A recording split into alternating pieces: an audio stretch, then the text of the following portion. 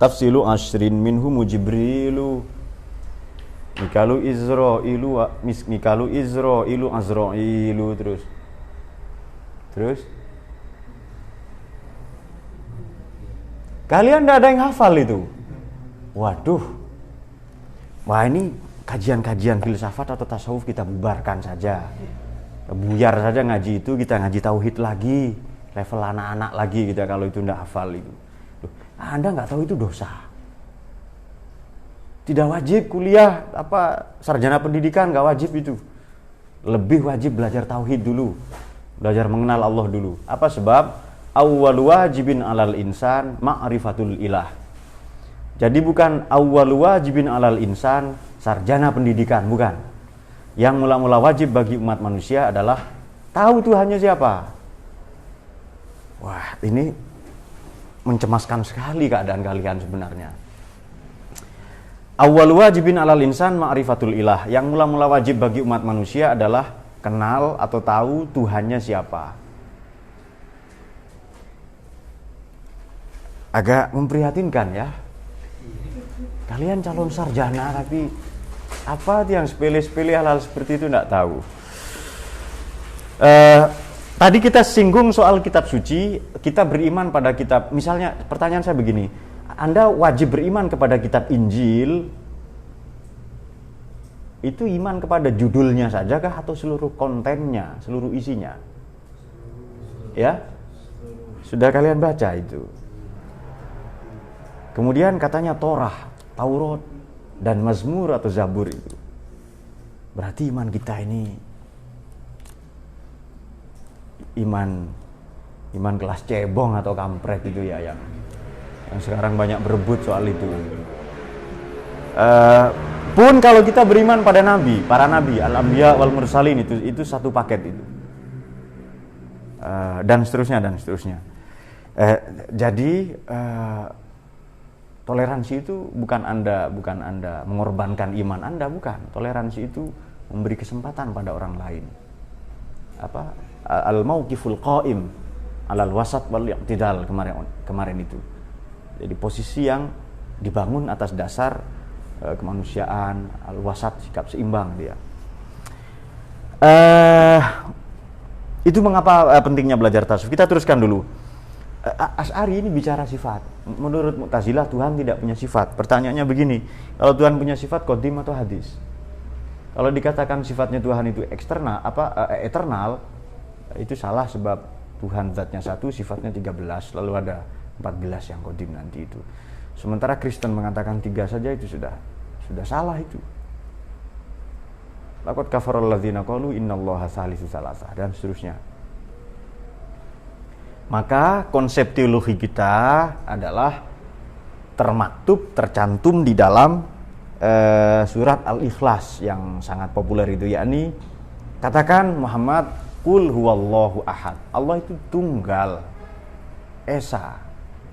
Bukan satu dalam bilangan, tapi tunggal. Satu. Jadi konsep ketuhanan yang gampang, ya surat Al-Ikhlas itu Tuhan satu. 2, lam yalid walam yulad. Ia tidak dilahirkan.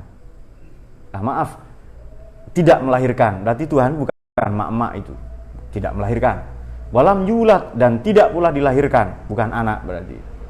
Tidak ada konsepsi itu. Makanya nanti ada, kalau kita buka tafsir tematik itu, ada di surat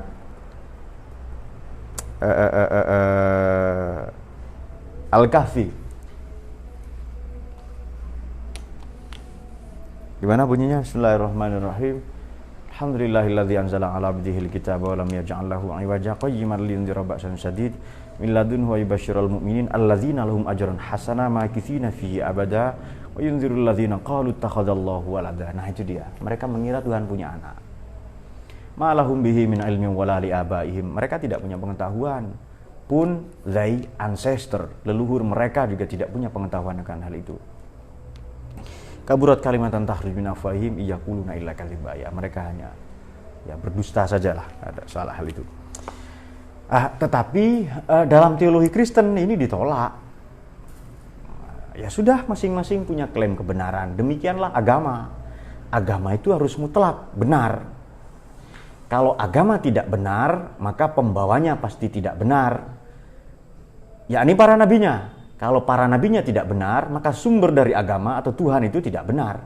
Maka agama itu mutlak, wajib, mutlak itu, absolut. Demikian seterusnya. Kalau agama tidak benar, nabinya nggak benar itu. Nabinya tidak benar, sumber agamanya tidak benar. Sudah pasti. Makanya itu satu paket itu. Yang kedua, yang ketiga itu lam yalid walam yulad. Yang ketiga adalah walam yakul lahu kufuwan ahad. Tidak ada yang setara dengan Tuhan. Berarti Tuhan tidak ada tandingannya. Laisa kamitslihi syai' atau laisal misal. Tidak ada perbandingan, tidak ada yang setara, tidak ada yang selevel, itu tidak ada. Jadi kul huwallahu ahad, satu. Yang kedua, Allahus somad, Tuhan itu sandaran vertikal, tempat Anda bergantung, berserah, bersandar. Yang ketiga, tidak beranak dan tidak diperanakkan, ya bukan Tuhan mak, bukan ibu, bukan anak. Kemudian lam yakul lahu kufuwan ahad, dan tidak ada yang setara baginya. Itu konsep teologi kita. Tetapi nanti dalam terapan-terapannya ada perbedaan. Terutama ada soal perdebatan mengenai Tuhan punya sifat atau tidak. Ini kalau kita jawab qadim, kalau kita jawab hadis itu sudah mustahil. Masa Tuhan zatnya qadim, sifatnya hadis, itu sudah mustahil itu. Dan seterusnya dan sebagainya. Demikianlah. Bagaimana cara menengahi itu? Nanti ini kan sudah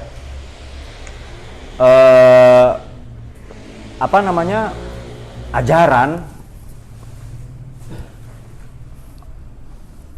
khosais, ciri khas dari khosais dari Mu'tazilah itu adalah Tuhan tidak punya sifat. Yakni paham sekte mazhab bahwa nafi as-sifat, tidak ada sifat.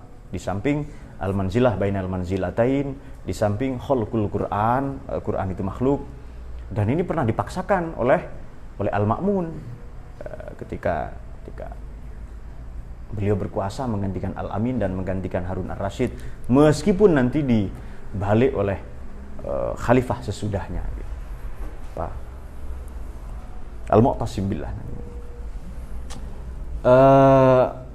Di situ berlaku apa yang kita kenal sebagai force of faith, pemaksaan iman, atau yang kita kenal sebagai al-mihnah atau inkuisisi. Al-mihnah ya, inkuisisi. Inkuisisi atau force of faith.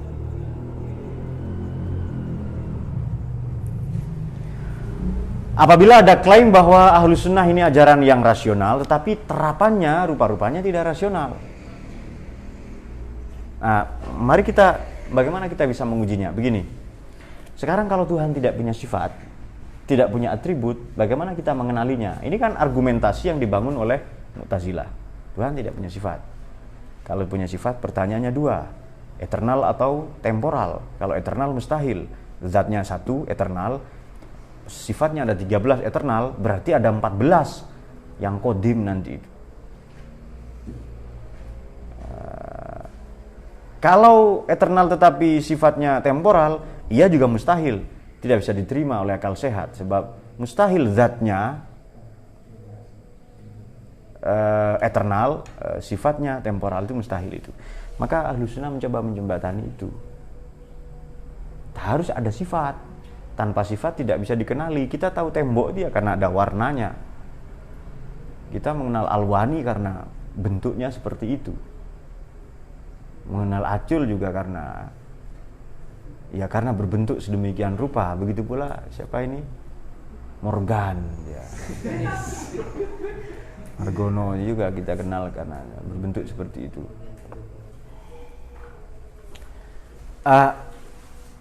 Memang perlu dibedakan, warna itu bukan sifat, itu bukan zat. Warna itu bukan tembok, tetapi tidak bisa kita mengenal tembok itu tanpa warna yang ada pada tembok itu.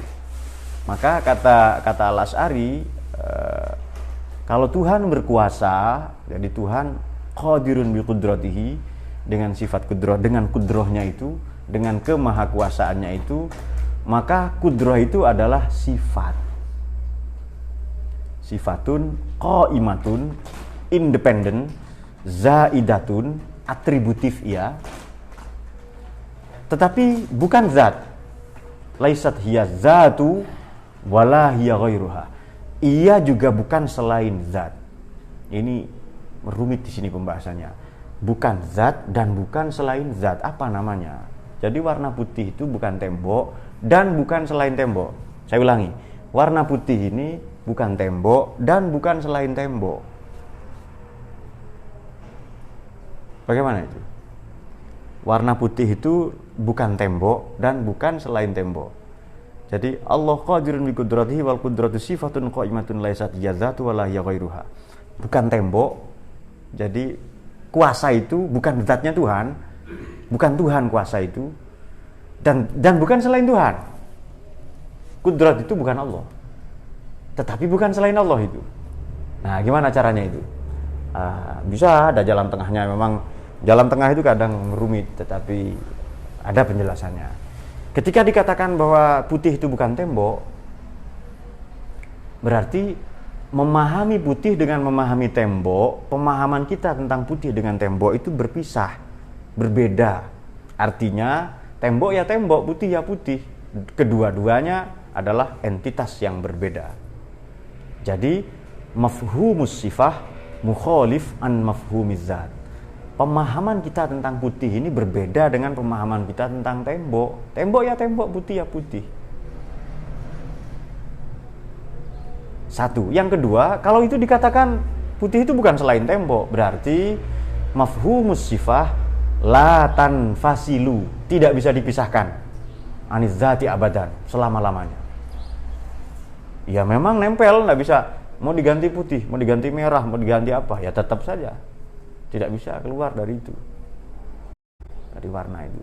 Jadi jika demikian, terutama untuk orang awam, perlu dikatakan Tuhan itu wujud, ada, qadim, dam, bako, sama, basor, kalam. Perlu dikatakan seperti itu. Kalau untuk orang pinter ya nggak usah, nggak apa-apa. Paham ya? Putih itu bukan tembok, tapi bukan selain tembok. Berarti putih itu bukan tembok, mafhumus sifah mukhalif an mafhumiz zat.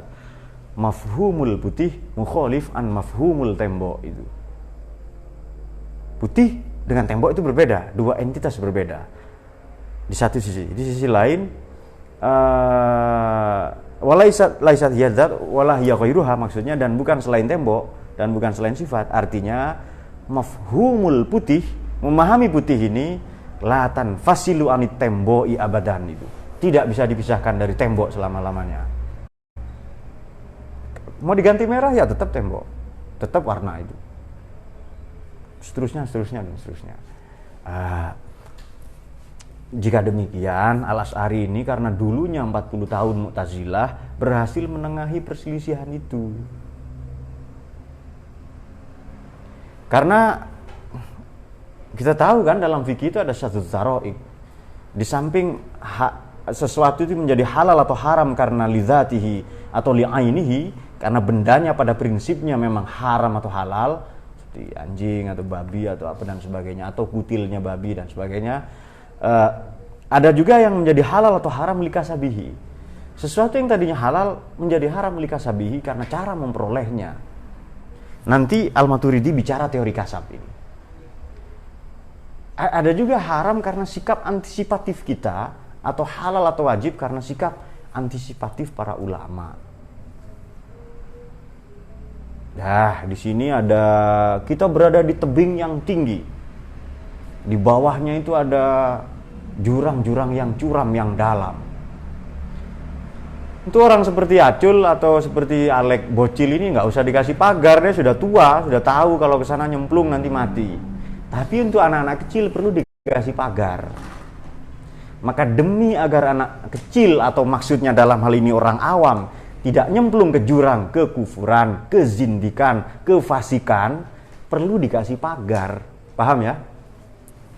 Saya kira Anda cukup cerdas untuk memahami itu. Perlu dikasih pagar itu. Ya pagar itu ya Allah sifat begini, kemudian atribut-atribut yang tadi kita bicarakan itu. Tanpa itu kita tidak akan menjadi apa, Malik? Luhurian. Iya. Tidak akan menjadi luhurian. Nggak bisa paham hal seperti itu. Nah, sudah.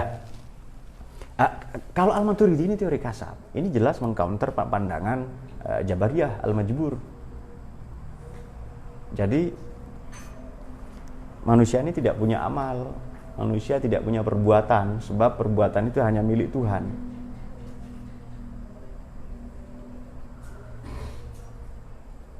Jadi kalau dikatakan dalam Mu'tazilah itu manusia dikasih SK, surat kuasa ya, manusia diberikan istita'atul mutlak, kehendak bebas oleh Tuhan.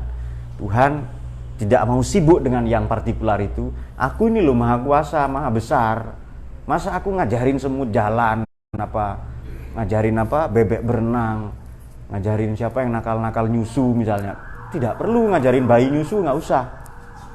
Aku ini maha besar, rek. Ngapain ngajarin kamu? Seolah-olah Tuhan mengatakan begitu. Tuhan tidak peduli kepada yang juz'iyat, yang partikular. Tetapi secara umum kepada kulliyat Tuhan tahu. Jadi misalnya udah Faiz ini menikah, tahu. Istrinya baik, tahu. Teknisnya apa, Tuhan sudah nggak peduli dengan itu. Udah kamu urus sendiri. Jadi misalnya ada anak kecil lahir, bayi lahir ya. Kecuali yang di video yang lahir langsung besar gitu. Ada bayi lahir langsung menangis ya toh? Itu kan Allah ngajarin nangis itu. Betapa sibuknya Tuhan ngajarin anak kecil nangis sedunia. Yang 14 juta tiap hari lahir bayi di dunia. Loncat sini, langsung ke Somalia. Datang lagi ke pedalaman Sumenep sana misalnya. Datang lagi langsung. Kan sibuk sekali Tuhan itu. Ayo digelitik, ayo nangis. Ditarik kupingnya apa. Belum lagi kalau kembar itu ya. Tuhan tidak tahu, tidak peduli pada yang partikular menurut Mu'tazilah. Taunya Tuhan ini anak soleh ini, misalnya Pak Bem ini orang baik misalnya, Bem gitu ya, dan seterusnya. Sudah Tuhan nggak peduli sama yang partikular. Tetapi kata Ahlussunnah tidak tahu semua. Kalau Allah ini maha tahu, masa nggak tahu sih sama hal sepele seperti itu? Nggak apa-apa, itu hanya perbedaan ini saja. Kemudian kalau kata Imam Maturidi, ini percaya tindakan, percaya kasab, meskipun biktisa bima kataballahu alaih. Kita memang punya usaha lil mar'i. Bagi seseorang ini, bagi setiap orang ini ada kasab, ada upaya, ada usaha, ada effort. Akan tetapi sekuat apapun upaya kita, ia tetap tidak akan mengalahkan rencana-rencana Tuhan. Jadi kenapa kita wajib berusaha? Dalam hal ini seolah-olah begini kata Imam Al-Maturidi, jangan biarkan Tuhan bekerja sendirian. Apa sebab Tuhan kita itu sibuk? Kullu yaumin huwa fi sya'an. Tiap hari dia sibuk itu. Bukti bahwa Allah mengabulkan doa kita itu apa? Bukti bahwa Tuhan mengabulkan segala permintaan, harapan dan cita-cita kita itu apa? Ya tindakan. Tindakan adalah pikiran yang bergerak. Tindakan itu adalah ya pikiran Anda, pikiran yang bergerak. Ya, kita sudah sepakat bahwa kesalahan manusia itu adalah bergerak atau bertindak tanpa berpikir atau berpikir tanpa bertindak. Hanya berfilsafat saja misalnya. Pokoknya berpikir saja, tidak ada tindakan. Sehebat-hebat apa yang kau cita-citakan, yang kau harapkan, yang kau lakukan, yang kau angan-angankan, yang kau konsepsikan sedemikian gila dan sedemikian hebat, tidak akan pernah mengalahkan kehebatan tindakanmu. Paham ya? Sehebat-hebat yang Anda bayangkan, yang Anda pikirkan, tidak akan pernah mengalahkan tindakan kita. Akan tetapi, akhir dari upaya manusia adalah awal dari keterlibatan Tuhan atau campur tangan Tuhan. Dan that's Ahlussunnah wal Jamaah itu. Itu Ahlussunnah itu. Kita memang punya usaha, tapi biktisa bima kataballahu lah. Karena Tuhan sudah tetapkan begitu. Demikian konsep teori kasab atau teori upaya usaha dari Abu Mansur Al-Maturidi dalam mengcounter teologi fatalistik seperti Al-Majbur atau Jabariyah itu. Kata Jabariyah tidak punya tindakan. Ya la af'al lil ibad. Hamba ini tidak punya tindakan. Baik sebelum peristiwa terjadi, baik ketika peristiwa terjadi maupun pasca. Setelah peristiwa terjadi, manusia tidak punya tindakan.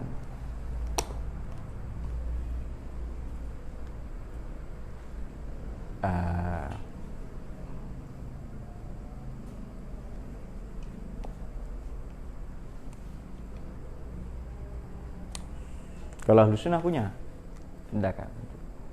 Mu'tazilah ya manusia semua. Jadi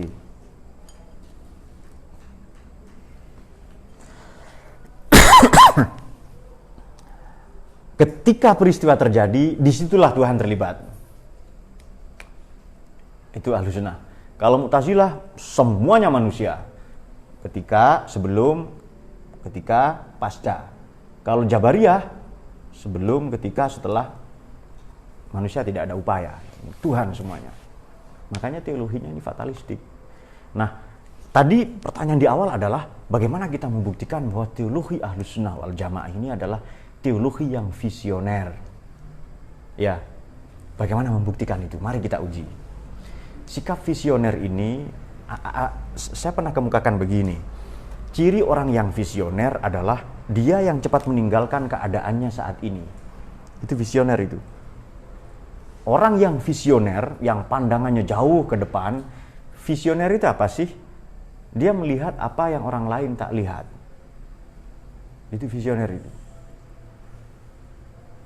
Jadi dia melihat peluang, dia melihat kesempatan, ya, merencanakan sekian ribu generasi, bukan hanya hidup untuk dirinya sendiri saja itu. Itu visioner itu. Ya. Cepat meninggalkan keadaannya saat ini. Kalau itu keburukan, cepat ditinggalkan. Kalau itu kesalahan-kesalahan, negativitas, keburukan-keburukan, kekacauan sistemik, cepat kita urai dan cepat kita tinggalkan. Itu visioner. Kalau itu kegagalan, kalau sekarang pencapaian, prestasi, ya jangan berhenti. Cepat kita tingkatkan. Kalau kegagalan, ayo cepat move on. Kalau pencapaian prestasi, jangan terlena di situ, jangan terjebak euforia, lalu tergeletak ongkang-ongkang kaki, tidak. Cepat kita tingkatkan. Sebab pencapaian yang lain sudah menunggu. Nah, ini prinsipnya ada di Quran. Yang sangat populer, sangat kita kenal, yakni likaila ta'saw ala ma fa'atakum wa la tafrahu bima atakum. Wallahu la yuhibbu kulla mukhtalin fakhur. Alladzina yabkhuluna wa ya'muruna an-nasa bil bukhl wa may yatawalla fa innallaha ghaniyyun 'anil 'alamin.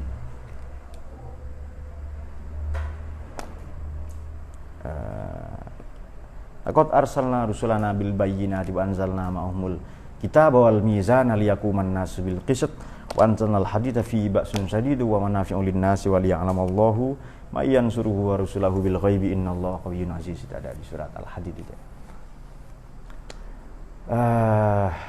Demikian kira-kira perbedaan paling elementer. Jadi mengapa dikatakan visioner ini?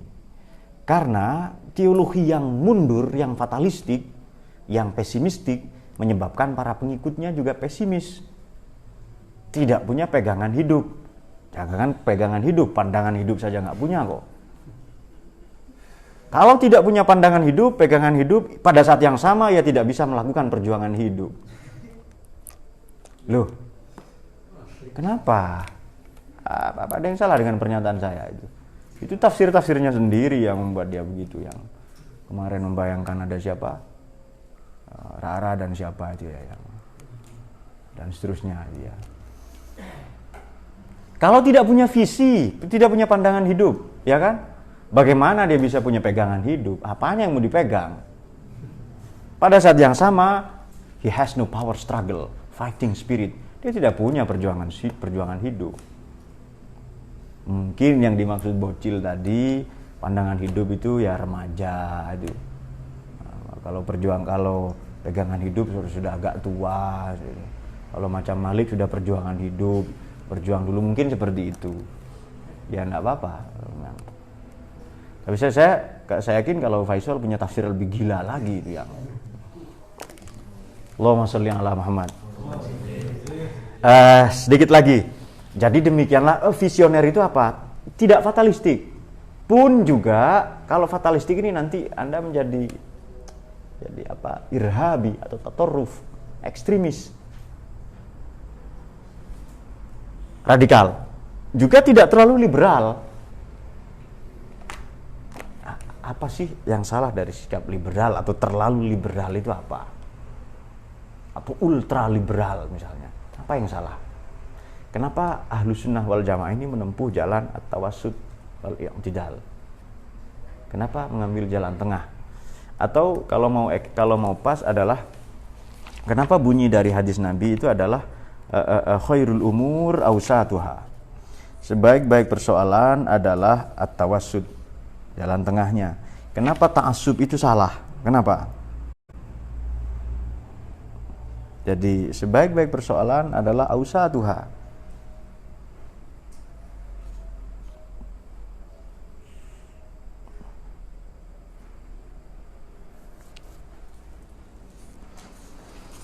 Ini bisa kita dekati dari dua perspektif atau dua pendekatan. Tadi dikatakan begini, persoalan pribadi adalah persoalan umat, sebab masing-masing personal adalah bagian tak terpisahkan dari umat, dari bangsa dan negara.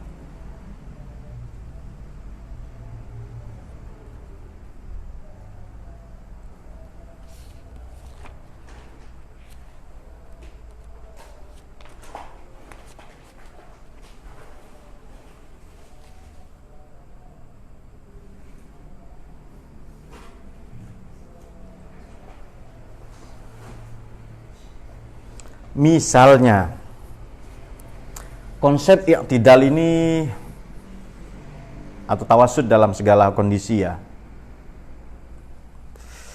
Keberanian misalnya. Orang mengatakan kalau di tengah-tengah itu nggak berani atau pelin-pelan. Tidak. Berani itu loh jalan tengah. Jadi katanya kalau liberal, kalau Mu'tazilah itu berani, kalau Jabariyah penakut, kalau Ahlus Sunnah pelin-pelan. Seolah-olah begitu kan? Tidak. Salah itu. Menurut saya salah. Meskipun saya bukan hujatul Islam, enggak lah ya. Hujahnya luhurian saja, sudah terlalu hebat sebenarnya itu. Jika keberanian itu fadilah, keberanian itu keutamaan, fadilah ya. Apa sebab? Li'annaha wasatun baina naqisotai.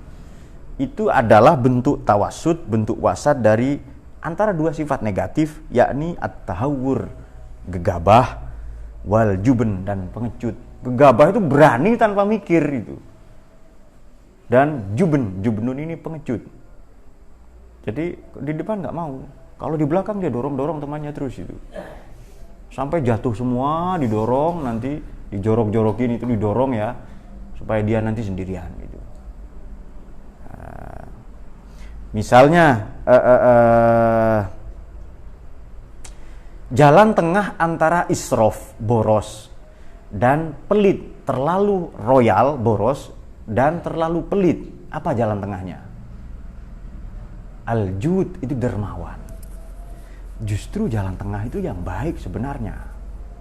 Ya kan? Paham kira-kira? Justru jalan tengah itu yang baik.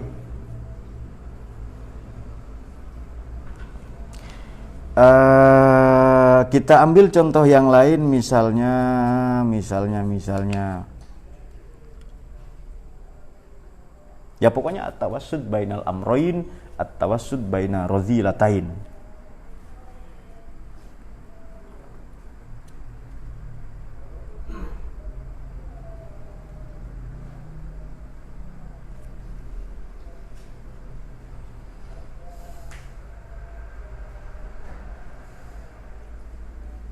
Jadi orang cerdas itu adalah man alzama nafsahu at-tawassut fil umur wal i'tidal fi ahwalihi al-ma'asyiyyati wal ijtima'iyyati wad diniyati. Fa innal i'tidal huwas salamah. I'tidal, sikap moderat inilah yang selamat. Orang yang cerdas, yang intelek, yang mendayagunakan mekanisme intelektualitasnya adalah man alzama, orang yang melazimkan, mewajibkan dirinya terhadap at-tawassut, sikap moderat tadi itu. Fil umur, dalam segala kondisi. Dia mewajibkan dirinya untuk terus moderat. Ahwalihi, dalam segala kondisi. Jadi kalau tawassut bicara apa? Dalam tasawuf kita bicara ahwal juga nanti itu. Apa isinya ahwal itu? Satu, al-ma'asiyah, ahwal-ahwal atau persoalan-persoalan ekonomi, wal ijtima'iyah, dan persoalan sosial, wad diniyah, dan persoalan agama. Kalau begitu, i'tidal itu huwas salamah. I'tidal itulah keselamatan. Kesimpulannya apa ya? Ma darrul ummah illa tarkul i'tidal. Ma darrul ummah. Darra ini tidak ada yang lebih membahayakan pada umat illa tarkul i'tidal, kecuali meninggalkan i'tidal itu. Ini saya kira argumentasi bahwa Ahlus Sunnah itu teologi yang visioner, yang menyelamatkan.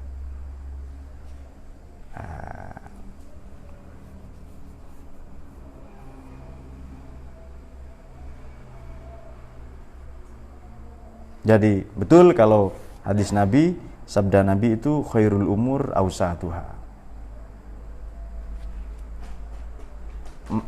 Contoh sikap sikap visioner ini juga bisa kita i'tidal tawassut wal i'tidal bisa kita lihat di sini. Perintah pertama ketika turun atau wahyu pertama itu perintah membaca ya. Gimana itu? Gimana di Barzanji itu?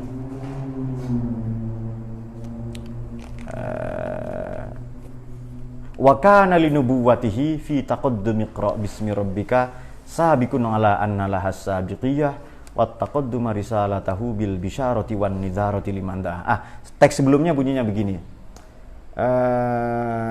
Summa fataral wahyu salasasinina aw salasina syahra liyastaqa ilan tishaki hati kan nafahati syaziyah summa unzilat alaihi ya ayyuhal muddatsiru faja'ahu jibrilu biha wa nada. Summa fataral wahyu.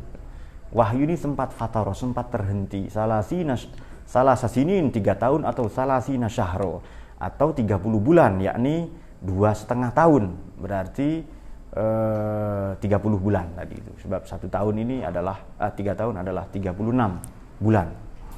Liastaqo ilan dasyikati summa anzilat ya ayyuhal mudatsir, lalu turun itu. Dan wa kana linubuwatihi fi taqaddumi iqra bismi rabbika sabiqun ala anna lahas sabiqiyah wa taqadduma risalatahu bil bisyarati wan nidharati liman da'a. Iqra, bacalah Muhammad bismi rabbika. Kalau Anda iqra saja, Anda akan menjadi liberal. Kalau Anda bismi rabbika saja, Anda akan menjadi radikal. Iqra, baca saja, sekolah terus, belajar diskusi, debat terus, liberal. Irhabi, tatarruf, di situ tatarruf yang tasahuli. Kalau menyebut Allah saja, takbir di mana-mana, di jalanan takbir. Allahu Akbar, Allahu Akbar. Dijawab oleh teman sebelahnya, Sami Allahu Akbar katanya. Ya, Sami Allahu liman hamidah itu loh. Teriak-teriak di jalanan itu loh, demo itu.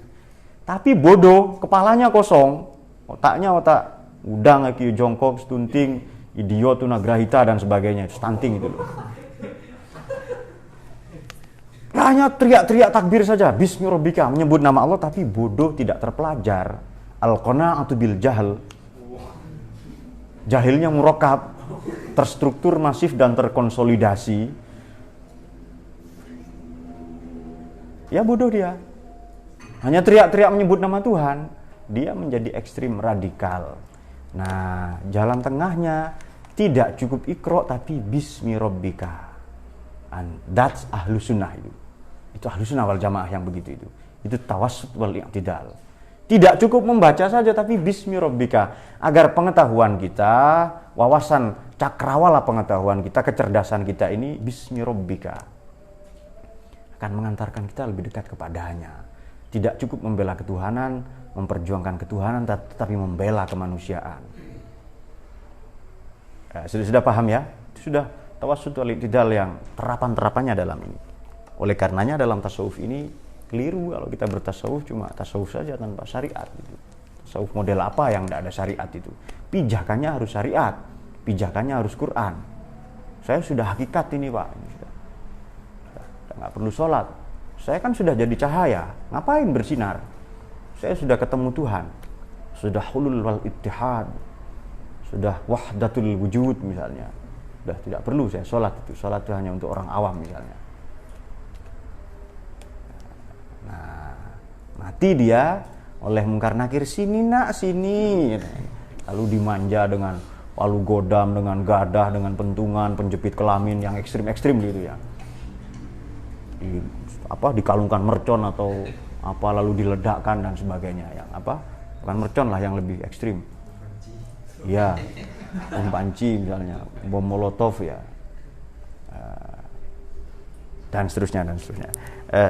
Jadi itu bukti, itu argumentasi bahwa kalau mau ngaji Ahlussunnah ya harus lama ya. Tetapi pada sesi ini kita akan sesuai janji saya tadi, bagaimana membuktikan bahwa teologi Ahlussunnah wal Jamaah ini adalah teologi yang visioner, teologi yang tidak fatalistik, pun juga tidak terlalu at-tahawur, tidak ngawur, tidak gegabah, tidak ugal-ugalan, pun juga tidak al-juben, tidak terlalu pengecut. Makanya dua tadi yang paling inti, kita bicara sifat versi Abul Hasan Ali al-Asy'ari, Imam Asy'ari ya, Ali al-Asy'ari, kemudian Abu Mansur al-Maturidi. Nah, nanti Anda bisa baca bukunya Asy'ari itu, Al-Maqalatul Islamiyyin. Sudah, sedikit lagi.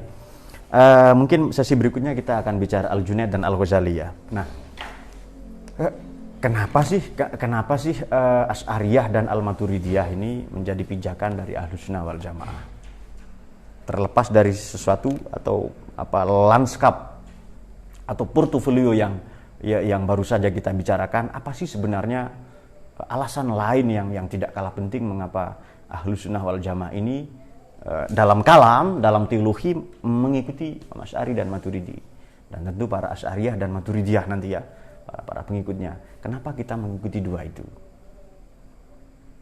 Nah, perdebatan ini sudah dimulai tentang perdebatan sifat Tuhan. Jadi begini, manusia ini menjalankan hidup berdasarkan konsep teologinya. Manusia menjalankan hidup berdasarkan pandangan atau filsafat hidupnya. Orang yang teologinya sempit, orang yang jumud, yang kerdil, yang banal pola pikirnya, demikianlah pola sikapnya dalam kehidupan. Orang yang teologinya visioner, yang jauh ke depan, memandang yang tak terlihat oleh kebanyakan umat manusia, demikianlah dia akan menjalani hidupnya.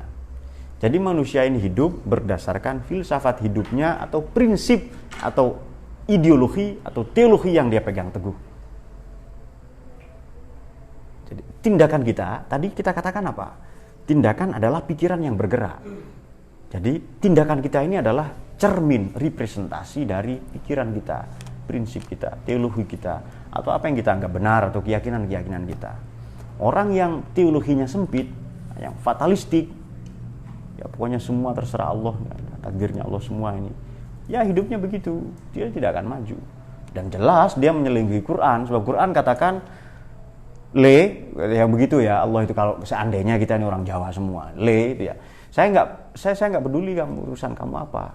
Saya tidak akan merubah nasib kamu. Hatta yughayyiru ma bi anfusihim. Atau walaisa lil insani illa ma sa'a di surat Surat apa itu? An-Najm. Oh iya betul ya. Mana itu?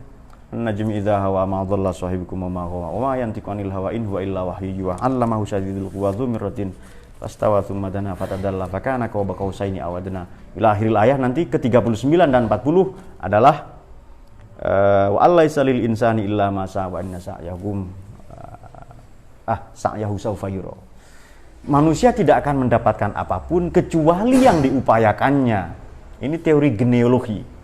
Dan usahanya itu sawfa yura, yang akan dinilai.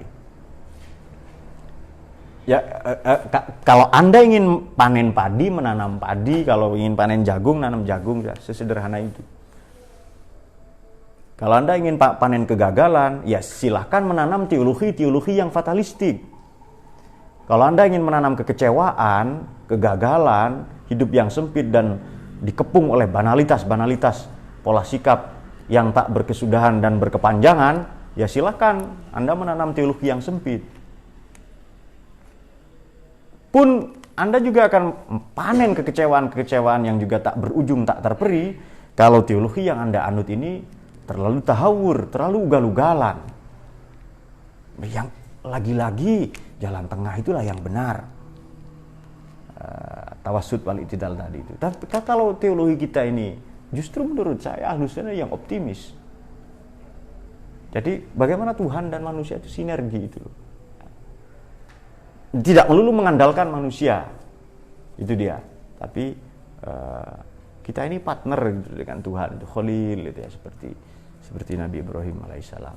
Demikian saya kira pada sesi yang ketiga ini. Nanti akan kita bahas Al-Junaid dan Al-Ghazali pada kesempatan berikutnya.